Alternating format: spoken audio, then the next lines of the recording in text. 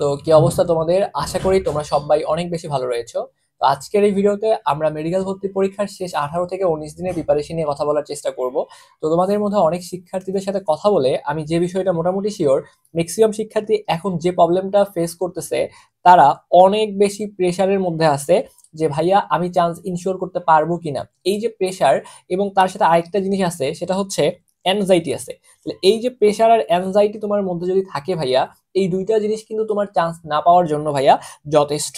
কারণ তুমি এখন প্রেশার নিচ্ছ যে যে ভাই আমি যদি চান্স ইনশিওর করতে না পারি, তাহলে আমার বাবা মায়ের কাছে আমি কিভাবে মুখ দেখাবো। এবং এই প্রেশারটা অনেকাংশে আসে তোমার হচ্ছে ফ্যামিলির যে মেম্বাররা যারা আছে, ফ্যামিলি মেম্বার যারা আছে তাদের কাছ থেকে তোমার আসে।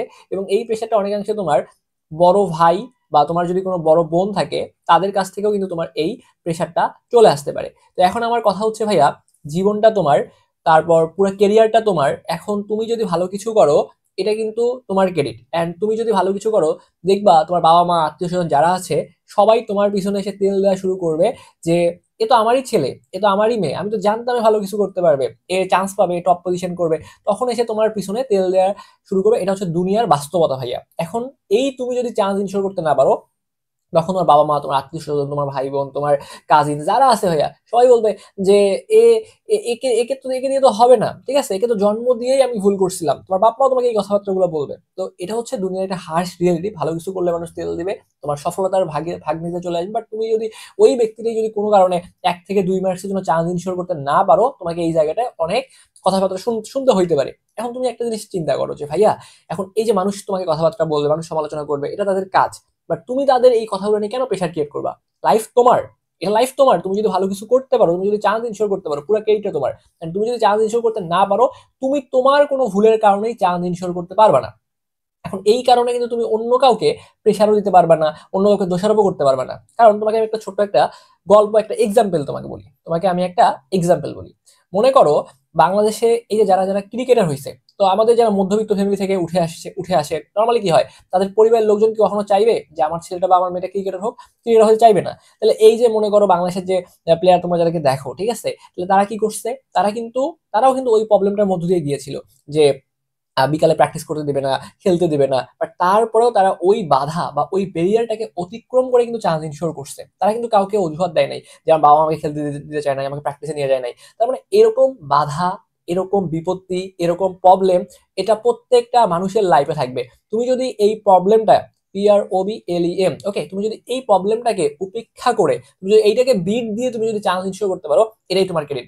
আর তুমি যদি চান্স ইনশিওর করতে না পারো, এই ব্যর্থতা তোমাকেই নিতে হবে। তো আমি তোমাকে ডিমোটিভেট করার জন্য আসি নাই। তুমি আজকে একটা জিনিস ডিসিশন নিবা যে যেহেতু আমার হাতে 18 থেকে 19 দিনের মতো সময় রয়েছে, আমি আমার সর্বোচ্চ পরিশ্রমটা ইনশিওর করব এবং আমি চান্স ইনশিওর করব।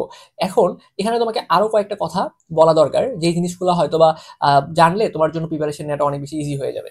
সেই জিনিসটা কিরকম দেখো, আমি তোমাকে একটু বোঝানোর ট্রাই করি।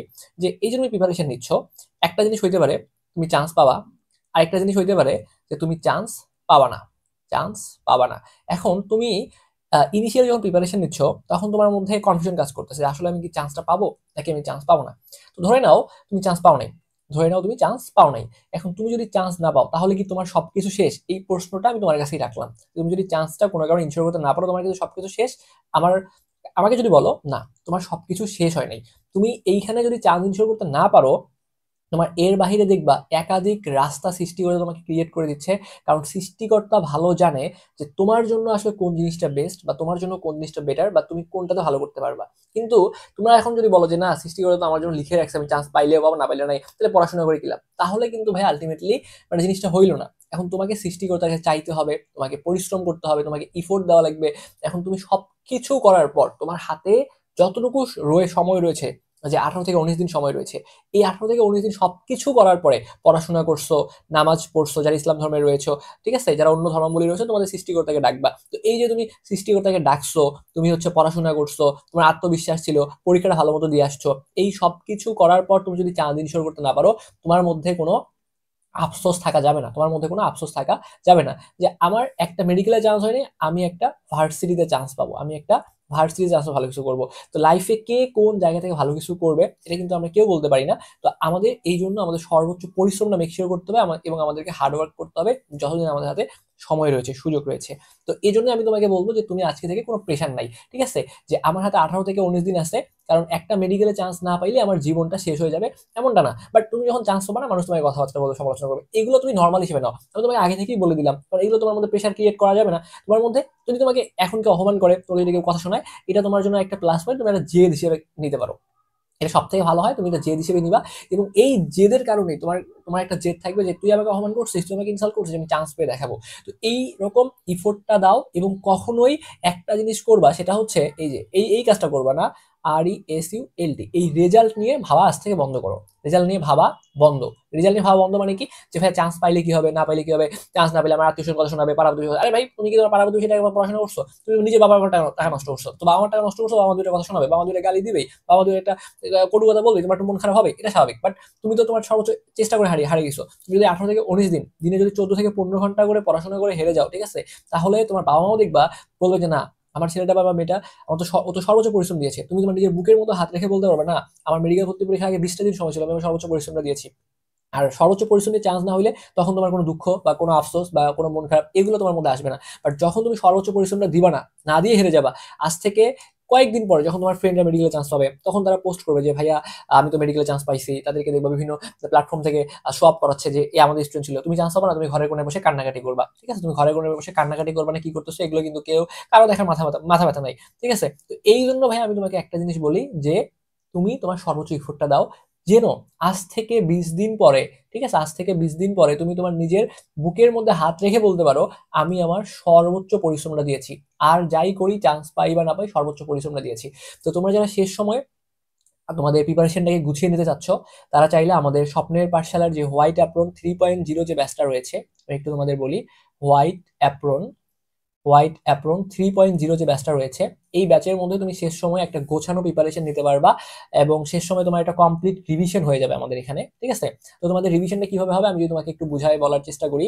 এখানে আমরা তোমাদের দেখো একটু করে এই জিনিসটা আমি তোমাদের বুঝাই বলি। আমাদের এখানে প্রত্যেকটা সাবজেক্টের উপরে, স্পেশালি তোমার হচ্ছে বায়োলজি, এরপর কেমিস্ট্রি, এরপরে ফিজিক্স, এটাকে আমরা যদি একটা পোর্শন কাউন্ট করি, আর এইদিকে আমাদের জিকে থেকে প্রশ্ন আসবে, ইংলিশ থেকে প্রশ্ন আসবে, এবং মানবিক গুণাবলী থেকে প্রশ্ন আসবে। মানবিক গুণাবলী।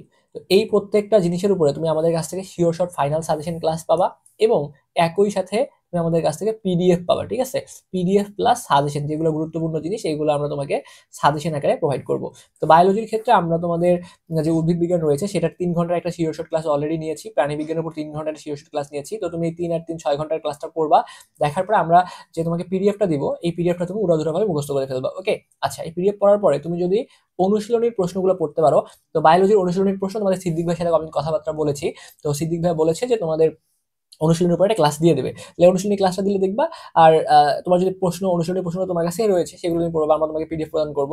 তো এই অনুশীলনী প্রশ্ন এবং মেডিকেলের প্রশ্ন ব্যাংকে যে প্রশ্নগুলো আছে, এটা পড়লে তোমার সেই সময় বায়োলজি আর পড়ার দরকার নাই, এতটুকুই করো। কারণ আর যদি মনে হয় যে না এর বাইরে বইয়ের গুরুত্বপূর্ণ লাইনগুলো দেখবো, তোমার হাতে যদি সময় থাকে তুমি দেখতে পারো, অথবা সেই সময় এই কাজগুলো করলে তোমার জন্য দেখবা এখান থেকে প্রশ্নগুলো কমন চলে আসতেছে। কেমিস্ট্রির ক্ষেত্রে আমরা ফার্স্ট পেপারের উপরে 2.5 ঘন্টা একটা শিওর শর্ট ক্লাস নিয়েছি, সেকেন্ড পেপারের উপর 2.5 ঘন্টা একটা শিওর শর্ট ক্লাস নিয়েছি।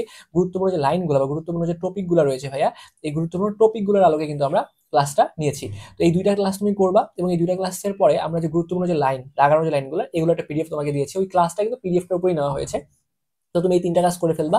এরপরে কেমিস্ট্রি কিন্তু সব থেকে বেশি প্রশ্ন আসে হাজারি স্যারের বইয়ের অনুশীলনী থেকে। তো এই হাজারি স্যারের বইয়ে তুমি যদি অনুশীলনী পড়তে পারো, এবং সাথে তুমি যদি কোশ্চেন ব্যাংকের প্রশ্নগুলো পড়তে পারো, কেমিস্ট্রি কাভার। ফিজিক্সের ক্ষেত্রে আমরা অলরেডি ফার্স্ট পার্ট এবং সেকেন্ড পার্ট দুইটা মিলে 3 ঘন্টা, মানে ফার্স্ট পার্ট 1.5 ঘন্টা, সেকেন্ড পার্ট 1.5 ঘন্টা। এখানে হচ্ছে যত টাইপের গাণিতিক ম্যাথ আসতে পারে, গাণিতিক ম্যাথ মানে গাণিতিক প্রবলেম এবার কিন্তু বেশি আসার পসিবিলিটি আছে ফিজিক্সের ক্ষেত্রে। তো এই গাণিতিক ম্যাথের উপরে আমরা সব মিলে 3 ঘন্টা একটা ক্লাস দিয়েছি, এবং এর সাথেও কিন্তু আমি অলরেডি 2 ঘন্টার একটা ক্লাস দিয়েছি, যেখানে আমি বেসিক থেকে শুরু করে ইম্পর্টেন্ট জিনিসগুলো পড়িয়েছি। তো তোমরা এই ক্লাসটা করবা। এই ক্লাসটা করে তুমি যদি অনুশীলনীর প্রশ্ন পড়তে পারো, এবং এর সাথে তুমি যদি কোশ্চেন ব্যাংক পড়তে পারো, তোমার কাভার। এবং ফিজিক্সের উপর আমি আরো আরো 1 থেকে 2টা ক্লাস নেওয়ার চেষ্টা করতেছি, যেখানে আমি আরো হয়তোবা 3-6 ঘন্টার 2টা ক্লাস দেখিয়ে দেওয়া যায় কিনা, যেখানে আমি ফিজিক্সের বাকি যে জিনিসগুলো রয়েছে মানে থিওরিটিক্যাল যে অংশগুলো এগুলো তোমাকে পড়াই দিব। ওকে, ইংলিশের ক্ষেত্রে তুমি সব মিলে 9 ঘন্টার ক্লাস পাবা, 9 ঘন্টার ক্লাস পাবা, এবং জিকের ক্ষেত্রে তুমি এরকম 5 থেকে 6 ঘন্টার ক্লাস পাবা। ওকে, তো তুমি যদি এই ক্লাসগুলো করতে পারো শেষ সময়, তো এগুলোতে তোমার একটা রিভিশন হয়ে যাবে, পরীক্ষা আসার মতো জিনিসগুলো, গুরুত্বপূর্ণ জিনিসগুলো পড়া হয়ে যাবে। এবং মোটামুটি আশা করি কেউ যদি এই জিনিসগুলো ভালো মতো পড়তে পারে ভাইয়া, এখান থেকেই সে ইজিলি 70 থেকে 80% মার্ক, ঠিক আছে, তুমি ইজিলি ইনশিওর করতে পারবে যে তুমি এই গাইডলাইনটা আমাদের যেভাবে দিয়েছি, যে পিডিএফ গুলো দিয়েছি, অনুশীলনের প্রশ্ন, বিগত বছরের প্রশ্ন ভালো মতো সলভ করে যাইতে পারো। তো হতাশ হওয়ার কিছু নেই, তুমি এই ক্লাসগুলো যদি এখন থেকে 4 থেকে 5টা দিন যদি সর্বোচ্চ পরিশ্রম দেওয়া হয়, তাও শেষ করা পসিবল, কোনো প্যারাই হবে না। ওকে, তো যারা ভর্তি হতে চাচ্ছ, আমাদের যে হোয়াটসঅ্যাপ যে নাম্বারটা রয়েছে, সেই হোয়াটসঅ্যাপ নাম্বারে কথা বলে ভর্তি হতে পারবা। আমি আমাদের হোয়াটসঅ্যাপ নাম্বারটা লিখে দিচ্ছি: 0131713231। এটা হচ্ছে আমাদের হোয়াটসঅ্যাপ নাম্বার। তো এখন তুমি সব মিলায় আমাদের কোর্স ফি হচ্ছে 2000 টাকা। তো এই 2000 টাকার কোর্স এখন মাত্র 620 টাকায় ভর্তি হতে পারবা, যেহেতু শেষ সময়, এই জন্য আমরা আমাদের কোর্স ফিটা 620 টাকা করে দিয়েছি। তো ভর্তি হওয়ার জন্য আমাদের যে হোয়াটসঅ্যাপ নাম্বারটা রয়েছে 01317132318, এই হোয়াটসঅ্যাপ নাম্বারে একটা মেসেজ করে আমাদের এডমিনের সাথে কথা বলে ভর্তি হয়ে যেতে পারবা। তো ভর্তি হওয়ার সিম্পল ওয়েটা হচ্ছে আমাদের এই নাম্বারেই বিকাশ, রকেট অথবা নগদ যে কোনো একটা মাধ্যমে 620 টাকা সেন্ড মানি করবা। তো 620 টাকা সেন্ড মানি করে এই নাম্বারে হোয়াটসঅ্যাপে একটা মেসেজ করে বলবা যে ভাই আমি টাকা পাঠিয়েছি, আমাকে প্রাইভেট গ্রুপে অ্যাড করে দেন। তাহলে অবশ্যই তোমাকে প্রাইভেট গ্রুপে সর্বোচ্চ 1 ঘন্টা সময়ের মধ্যে তোমাকে অ্যাড করে দেওয়া হবে। অথবা আমাদের এই নাম্বারেই তুমি হচ্ছে প্রথমত মেসেজ দাও, দিয়ে আমাদের এডমিনের সাথে কথা বলো, ঠিক আছে, এডমিনের সাথে কথা বলে ভর্তি হতে পারবা। তো এডমিনের সাথে কথা বলে ভর্তি হতে পারো, অথবা তুমি টাকা পাঠায় যদি মেসেজ করো তাও সমস্যা নাই, ঠিক আছে, জাস্ট পাঠাই সেন্ড মানি করে একটা মেসেজ করো, জাস্ট তোমাকে অ্যাড করে দেওয়া হবে। তো যে জিনিসটা আমি বলতেছিলাম, যেখানেই পড়ো যেভাবেই পড়ো, শেষ সময়টা হচ্ছে তোমার রিভিশনটা অনেক বেশি গুরুত্বপূর্ণ, ঠিক আছে, তুমি যদি ভালো মতো রিভিশন দিতে পারো তাহলে দেখবা এই কন্টেন্টগুলো থেকে প্রশ্ন চলে আসছে। আর তুমি যদি এখন ভালো মতো পড়াশোনা না করো, যদি একটু ফাঁকিবাজি করো, তাহলে দেখবা যে তোমার প্রশ্নগুলো কমন আসছে বাট তুমি উত্তরগুলো জানো না, ঠিক আছে, সবই পরিচিত মনে হচ্ছে বাট কনফিউশনে পড়ে যাবা। তো এগুলো ভালো মতো পড়ো, আমাদের এই সেই সময় শিওর ক্লাসগুলো করো, আশা করি এগুলোই তোমার জন্য মোর দ্যান ইনাফ হতে চলেছে। আর কখনোই প্রেশার দিবা না, তোমার কথা হচ্ছে তুমি প্রিপারেশন নিচ্ছ, তুমি তোমার সর্বোচ্চ ইফোর্টটা দিবা, ঠিক আছে, তুমি আগে থেকে রেজাল্ট নিয়ে চিন্তা করো চান্স পাবো না, তুমি তো পড়াশোনাই করতে পারবে না, পড়াশোনা তো পুরোটাই নষ্ট হয়ে যাবে। চান্স পাবো কিনা পরের ব্যাপার, বাট সময় আছে আমার 18 থেকে 19 দিন, সর্বোচ্চ পরিশ্রম দিব, বাকিটা আল্লাহ ভরসা। তো তোমাদের সকলের জন্য অনেক অনেক দোয়া এবং শুভকামনা রেখে আজকের এই ভিডিওটা আমরা এখানেই শেষ করছি।